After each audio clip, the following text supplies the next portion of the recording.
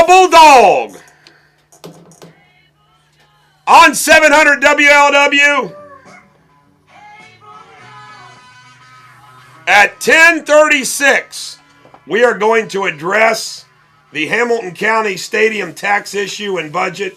But until then, all the way from Okinawa back is my good buddy Randy McCafferty, an Air Force police chaplain, or Air Force chaplain. And what is your background? What branch of Christian faith were you, an ordained minister? Non-denominational. Non-denominational.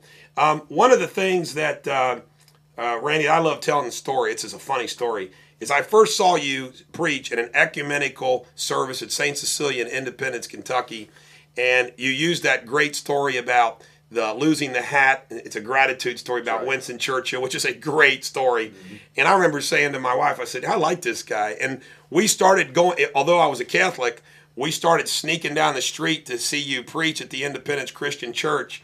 And Father Paul Berscheid fired me as a Sunday school teacher. And it's all your fault. You got me fired as a Sunday school teacher. I tried to step in for you, buddy. I hope you know that. I know. Yeah. I know. And the bishop even sided with me. But anyway, that's all another matter. You know, I think Fox News does a great job covering the news. But Glenn from Mason does not believe so. Glenn, you're on 700 WLW. Don't you love Juan Williams, Glenn?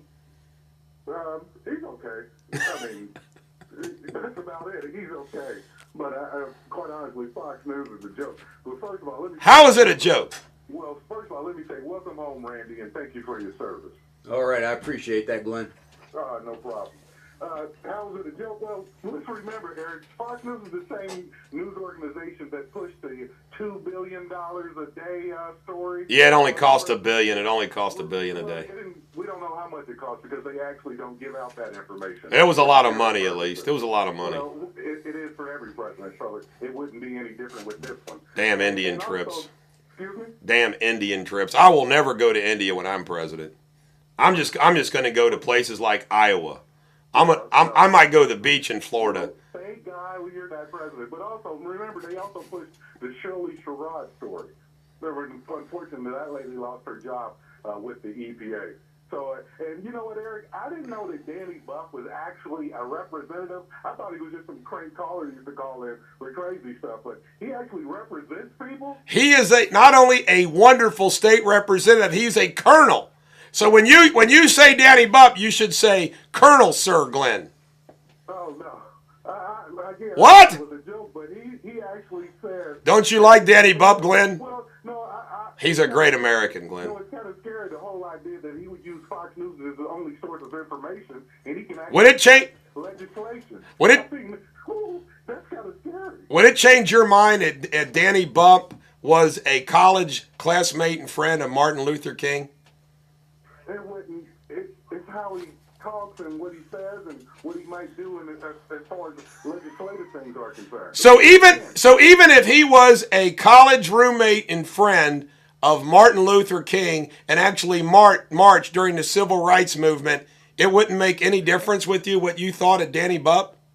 Well, Eric, I mean, your life experience is your life experience. I'm talking politics here. And again, he mentioned that he only watches Fox News.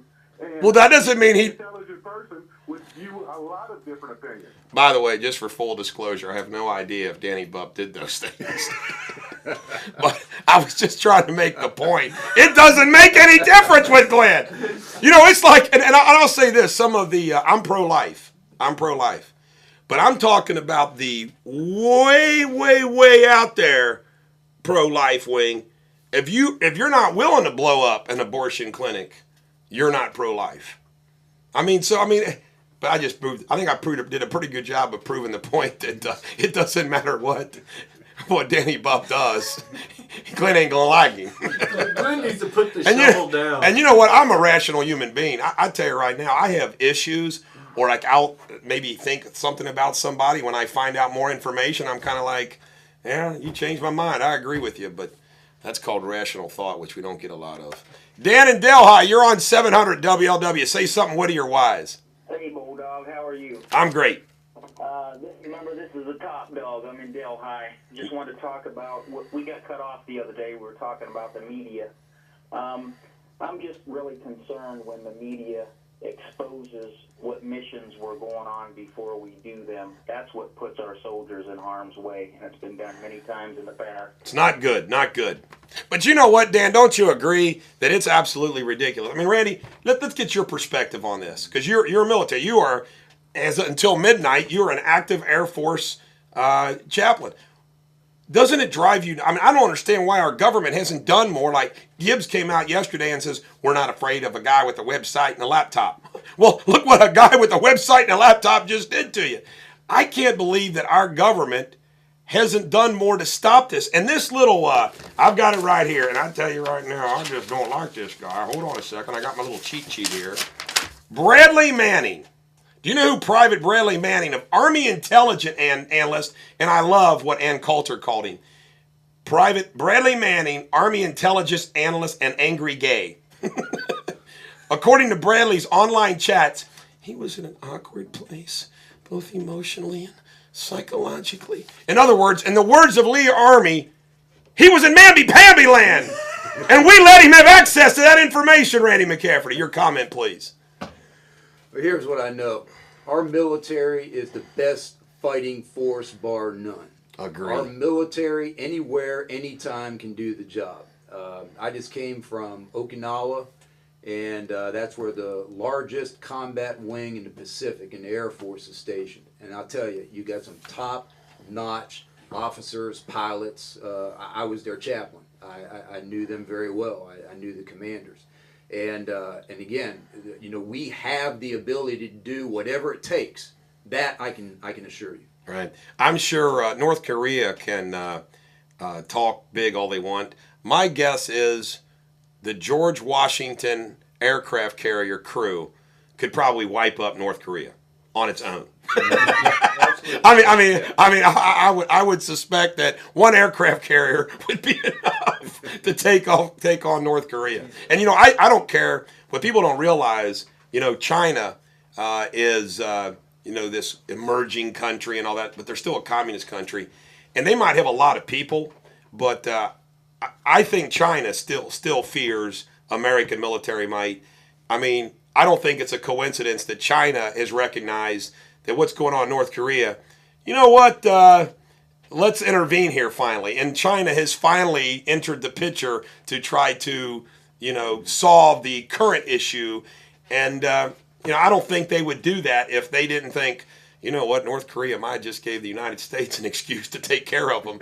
You know, don't you agree? Right. No, they're going to use other means before they use military means because we are so dominant. Right. They'll use diplomatic, information, economic. You Right. know, those are other instruments of power. You know, as it were.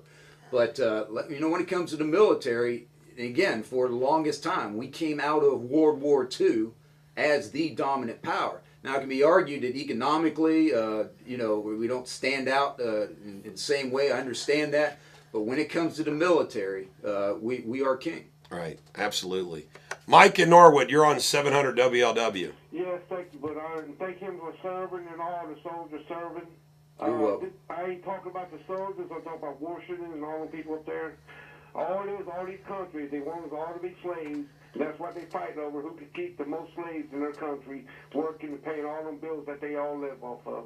And they are working on making us slaves, like I told you a year ago. You say you never be a slave, never will I. And thank you for listening. All right, Mike. You know, one of the things that, and you love history just like I do, Randy. Did you enjoy the books that I sent you? Man, I loved them. On Hallowed Ground, Oh, awesome book. The National Arlington Cemetery book is great, isn't it? Oh, man. What about that story about that private from Pennsylvania, little squirrel hunter guy? Tell the story. Oh, man. And how he fought off. It was like an entire regiment of Germans that were advancing. And his whole company had gotten wiped out. Right. And so what did he do? Well, he was a marksman hunting squirrels. Right. And he got undercover and he picked them off one at a time. And here's something The else only that one struck to me. survive. Yes, exactly. Here's something that struck me. He was such a humble and an unassuming guy. Right. He didn't come back and say, "Oh, praise me, glory me." He just said, "Hey, you know, I was trying to survive. I was trying to do what had to be done." Awesome story. I want to go ahead and honor but Soldier Snow. I think his name is Jesse. I don't want to get his first name wrong, but Snow, who they buried in Dayton today, who was wounded and died from his wounds from serving in Afghanistan. God bless him and God bless his family. No site in Washington, D.C. was better to me. It was my favorite, hands down, than Arlington National Cemetery. I liked it more than the Vietnam Memorial, the Washington and Lincoln Memorial. I mean, Arlington National Cemetery, the history, the people that are buried there, the eternal flame for Kennedy, the history of the Arlington National Cemetery, how the Army Quartermaster Meigs, carved that out and did it. And it was, of course, Robert E. Lee's wife's farm. I mean, it's the irony of that in itself, is just great. 513-749-7000, 1-800-THE-BIG-ONE, pound 700 AT&T. We're going to continue our discussion of these military and economic issues until 10:36. Those of you that want to rail against the Bengals and Reds, you'll have the Hamilton County government, you'll have that opportunity at 10:36. The Bulldog on 700 WLW.